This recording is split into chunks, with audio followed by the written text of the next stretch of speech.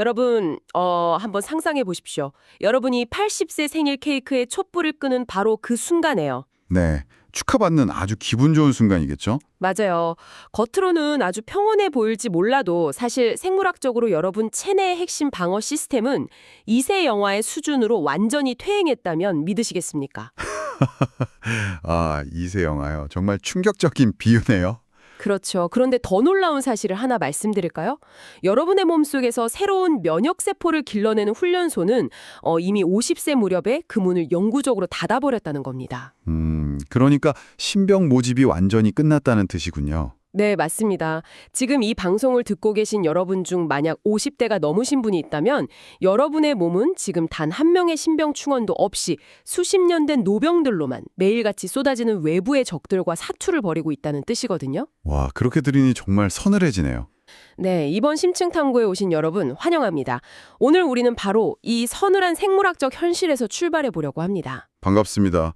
오늘 우리가 다룰 주제는 흔히 듣는 면역력을 높이자 같은 피상적인 건강 캠페인이 아닙니다. 아, 단순한 캠페인이 아니군요. 네, 인간이라면 그 누구도 피할 수 없는 이른바 면역노화라는 냉혹한 생물학적 현상과 현대과학이 이 거대한 자연의 섭리에 어떻게 대응하고 있는지 해부해 보려 합니다. 좋습니다. 사실 오늘 우리의 책상 위에는 꽤 상반된 느낌을 주는 자료들이 놓여 있잖아요. 맞아요. 약간 어울리지 않는 조합이긴 하죠. 네, 하나는 애토미 해무임이라는 시중에서 흔히 볼 수 있는 액상과 파우치 형태의 건강기능식품 패키지 분석 자료고요.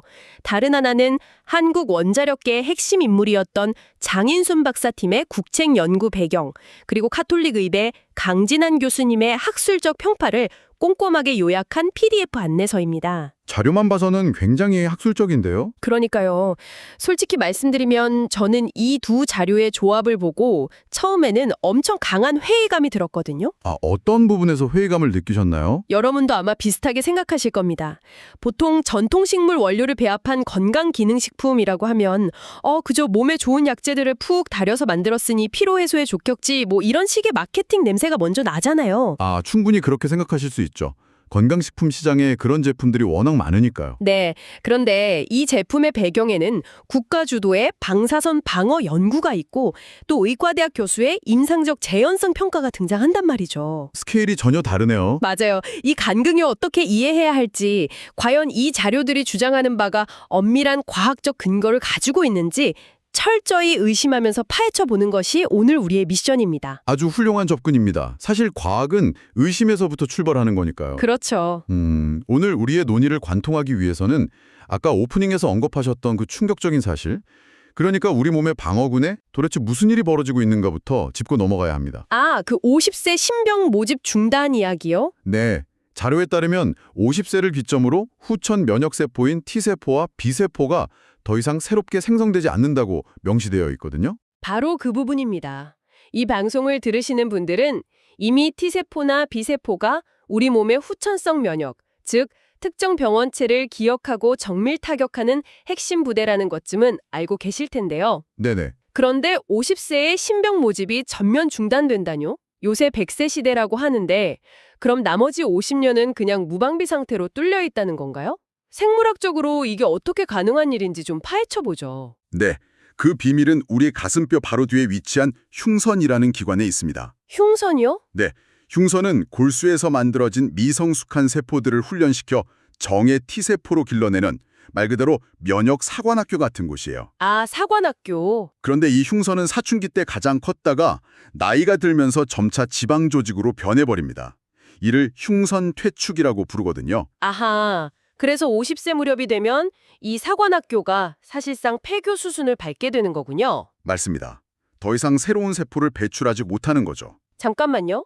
사관학교가 폐교되었다면 우리는 도대체 어떻게 80세, 90세까지 각종 바이러스와 암세포의 위협 속에서 살아남을 수 있는 겁니까?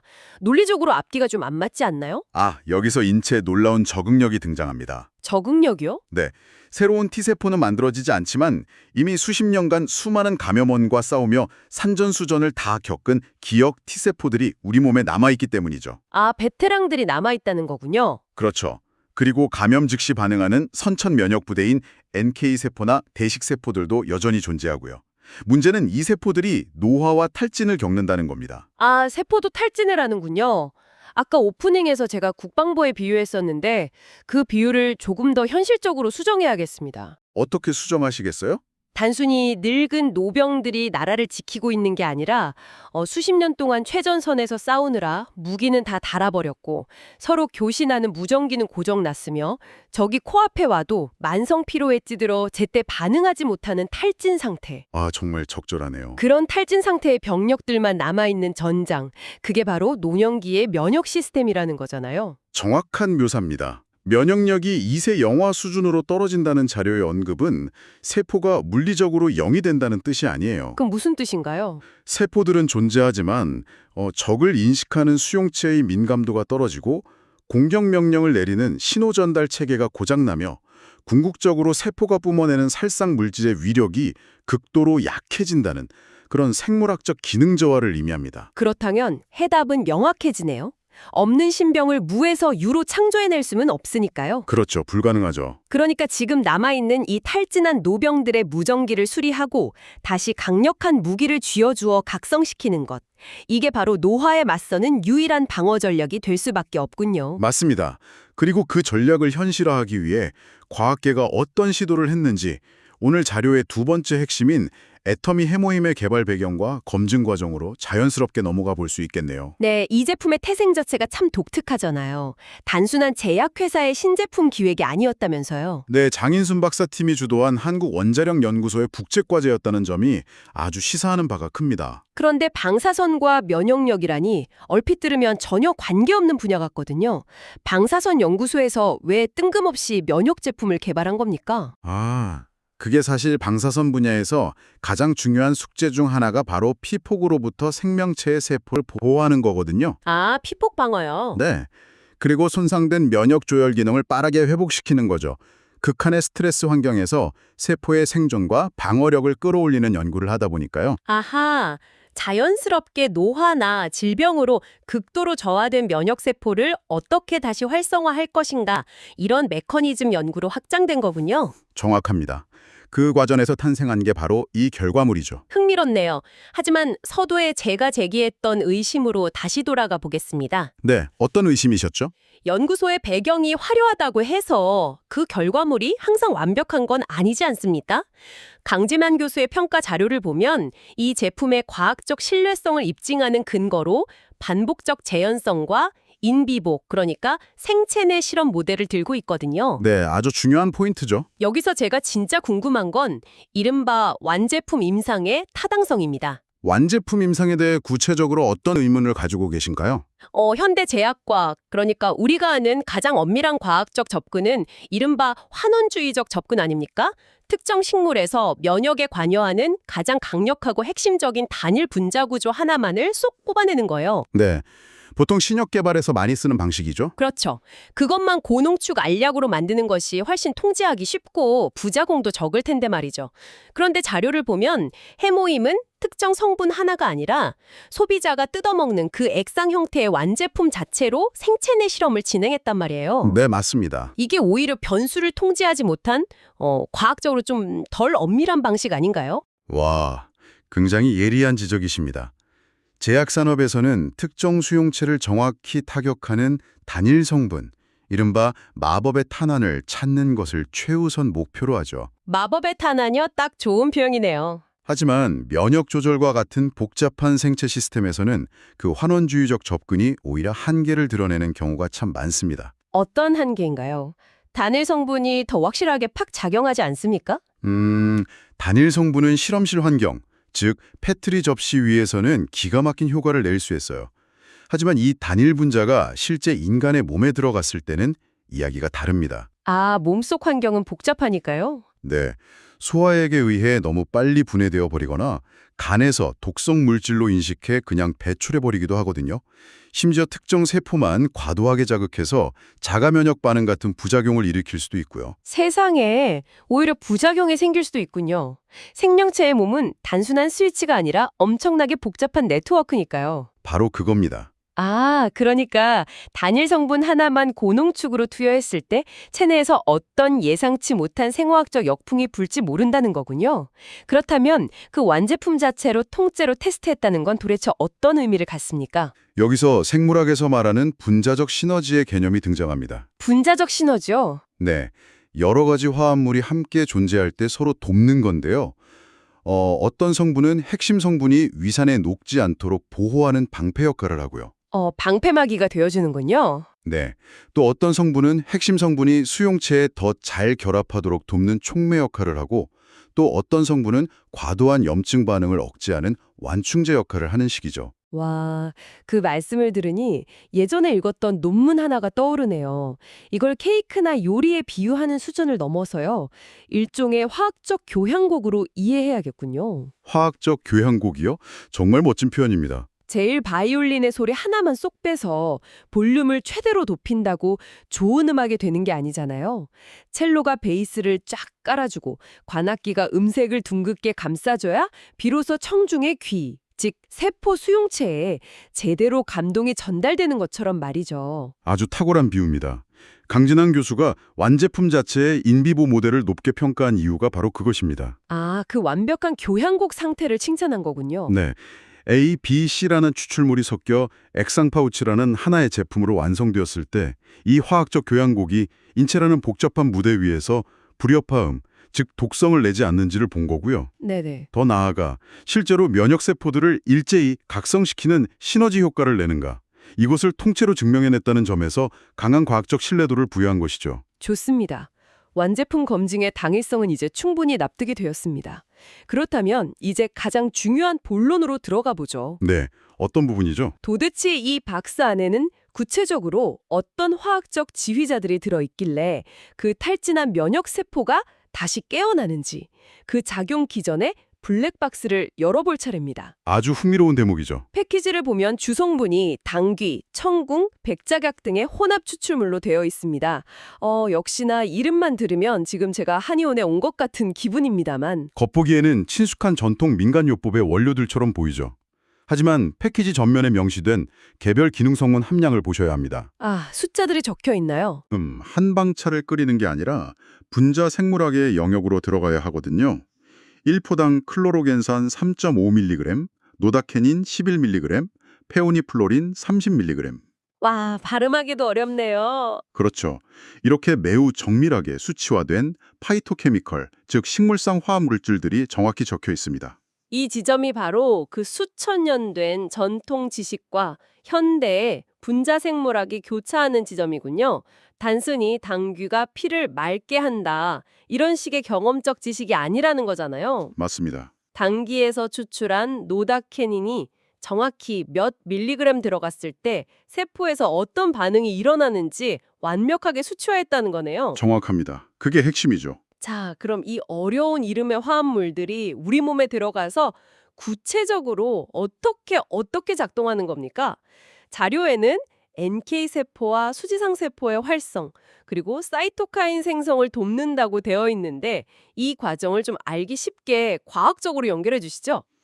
핵심은 세 번째로 언급하신 사이토카인에 있습니다. 사이토카인이요? 네, 사이토카인은 단순한 물질이 아니라 면역세포들이 서로 소통하고 명령을 내릴 때 분비하는 다양한 신호전달 단백질들의 총칭입니다. 신호전달 단백질이요? 예를 들어 인터류킨2나 인터페론 감마 같은 것들이죠. 아까 노병들의 무전기가 고장났다고 비유하셨잖아요. 네, 제가 그랬죠.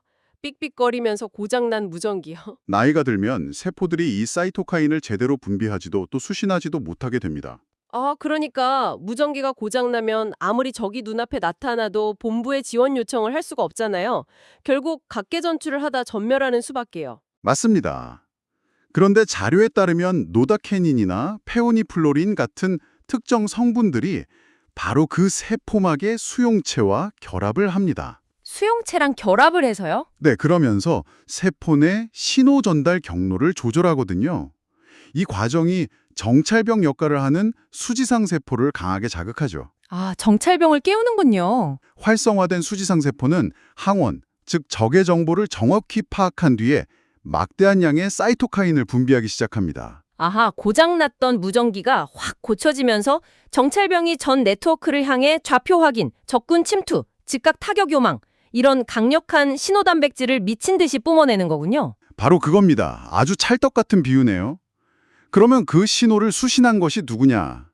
우리 몸의 최정예 특수부대이자 암세포와 감염세포를 직접 파괴하는 살상능력을 가진 NK세포입니다. 와, 드디어 특수부대가 등장하네요. 네, 50세 이후에 새로운 세포가 만들어지지 않아 탈진 상태로 웅크리고 있던 기존의 NK세포들이 이 강력한 사이토카인 신호를 받고 일제히 각성하는 겁니다. 잠에서 확 깨어나는 거네요. 그렇죠. 이 화합물들은 NK세포가 적의 세포막에 구멍을 뚫고 들어가 자폭 스위치를 누르게 만드는 독성 물질, 예를 들면 퍼포린 같은 것들의 분비 능력을 폭발적으로 끌어올려줍니다. 와, 이 생물학적 작용 기전을 듣고 나니 정말 소름이 돋네요. 결국 이 제품의 핵심은 무언가 외부에서 억지로 새로운 세포를 주입하는 그런 마법이 아니군요. 네, 인위적인 주입이 아닙니다. 우리 몸속에 이미 존재하지만 노화로 인해 잠들어 있고 탈진해 있던 방어 시스템의 교신망, 즉 사이토카인을 복구하고요. 맞습니다. 정찰병인 수지상 세포를 깨워 특수부대인 NK세포의 살상력을 본래의 최상급 상태로 리부트시키는 것. 이것이 그 복합 화합물이 만들어내는 분자적 시너지의 실체였네요. 완벽한 요약입니다. 면역은 결국 개별 세포 하나하나의 문제가 아니라 철저히 네트워크와 커뮤니케이션의 문제니까요. 정말 놀라운 시스템이네요. 다만 여기서 제가 과학자로서 객관성을 유지하기 위해 안내서에 적힌 아주 중요한 주의사항 하나를 꼭 짚고 넘어가야겠습니다. 아, 주의사항이요? 어떤 내용이죠? 면역 시스템을 이렇게 정교하게 조절하는 파이토케미컬들은 앞서 말했듯 강력한 생화학적 반응을 유도합니다. 그렇기 때문에 안내서에는 본 제품은 질병의 예방 및 치료를 위한 의약품이 아니다라고 명확히 선을 긋고 있어요. 아, 약은 아니라는 거군요. 네, 그리고 주성분 중 하나인 당귀 등의 알레르기가 있는 분들은 섭취에 주의하라고 강력히 권고하죠. 특정 식물성 단백질 구조가 누군가의 면역 시스템에서는 아군을 깨우는 신호가 아니라 외부의 위협으로 잘못 인식될 수 있거든요. 잘못 인식되면 어떻게 되나요? 과도한 과민 면역 반응, 즉 알레르기를 일으킬 수 있기 때문입니다. 와, 이건 매우 중요한 포인트입니다. 내 몸의 고유한 시스템과 반응을 살피는 것은 그 어떤 훌륭한 과학적 데이터보다 우선되어야 하니까요. 그렇죠. 내 몸에 맞는지가 가장 중요하죠. 아무리 정밀하게 설계된 무전기 복구 키트라도 내 몸의 주파수와 맞지 않으면 노이즈만 발생시킬 수 있다는 점을 청취자 여러분도 꼭 기억하셔야겠습니다. 네, 명심하셔야 합니다. 자, 이제 오늘 우리가 파헤친 이 방대한 생물학적, 과학적 데이터들을 하나의 큰 그림으로 엮어볼 시간이네요. 좋습니다. 오늘 우리는 겉보기엔 아주 평범해 보이는 건강기능식품 패키지 하나와 학술 요약본을 들고 시작했습니다. 네, 처음엔 의구심이 들었죠. 네, 그런데 그 안에서 단일 성분의 환원주의적 접근을 넘어 완제품 전체의 생체 내 시너지를 입증하려 한 과학자들의 엄청난 집요함을 발견했습니다. 맞아요. 정말 철저한 검증 과정이었죠. 그 모든 검증의 목적은 단 하나였죠.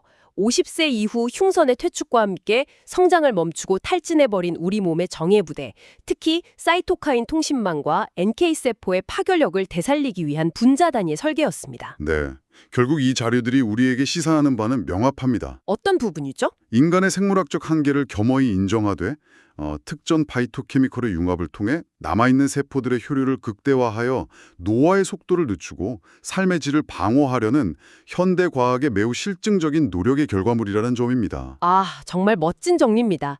이 깊은 탐구 끝에 청취자 여러분은 아마 처음에 제가 던졌던 질문의 답을 스스로 찾으셨을 겁니다. 만성피로 이야기 말씀이시죠? 네, 이유 없는 극심한 만성피로, 주말 내내 누워서 쉬어도 풀리지 않는 체력 저하.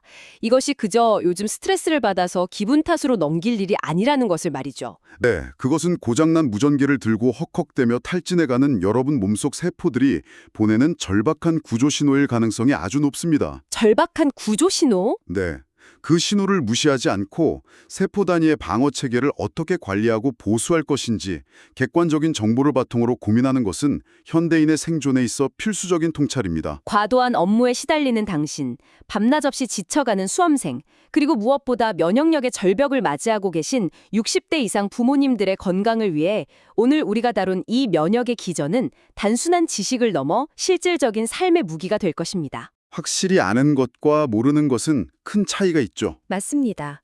오늘 심층 탐구를 마치며 여러분이 이 방송을 끄고 조용히 일상으로 돌아갔을 때 스스로에게 던져보았으면 하는 묵직한 화두를 하나 남기려 합니다. 오, 어떤 질문입니까? 오늘 우리는 80세가 되면 면역력이 영하 수준으로 떨어지고 50세면 면역세포 생성의 문이 닫힌다는 서늘한 자연의 법칙을 마주했습니다. 네, 피할 수 없는 현실이었죠. 그렇다면 우리가 필연적으로 겪게 되는 이 면역 노화는 과연 우리가 과학의 힘과 각종 성분들의 시너지를 총동원해 끊임없이 거스르고 치료해 나가야 할 질병인 걸까요? 아니면 생명체가 수명을 다해가는 과정에서 어쩔 수 없이 수용해야만 하는 거부할 수 없는 자연의 섭리일 뿐일까요? 여러분의 세포는 지금 생물학적으로 몇 살의 시간을 살고 있습니까? 당신 몸속의 무전망과 특수부대원들은 과연 안녕하신가요? 와, 이보다 더 완벽하게 오늘 논의의 본질을 찌르는 질문은 없을 것 같네요. 과학적 팩트를 넘어 우리 자신의 생물학적 유한성을 깊이 돌아보게 만드는 훌륭한 질문입니다. 오늘 이 시간이 여러분의 지적 갈증을 채우고 맹목적인 믿음 대신 과학적 기전을 명확히 이해하는 눈을 가지는데 도움이 되었기를 바랍니다. 이 깊은 여운을 남긴 채 오늘 심층 탐구는 여기서 마치겠습니다. 네, 뜻깊은 시간이었습니다. 다음에도 당신의 지적 호기심을 폭발시킬 새롭고 치밀한 자료들을 들고 다시 찾아오겠습니다. 긴 시간 함께해 주신 여러분 진심으로 감사합니다. 감사합니다. 다음 탐구에서 뵙겠습니다.